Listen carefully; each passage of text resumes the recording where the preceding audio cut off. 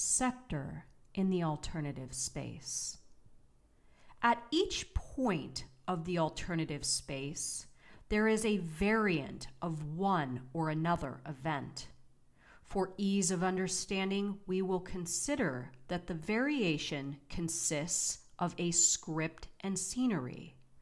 The scenery is the appearance or form of expression, and the script the way in which matter moves.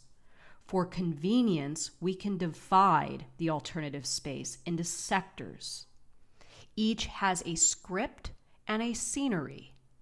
The more distant from each other the sectors, the greater the differences in the script and scenery. Human destiny is also represented by multiple variations. Theoretically, there are no restrictions on the possible twists of fate, since the alternative space is limitless.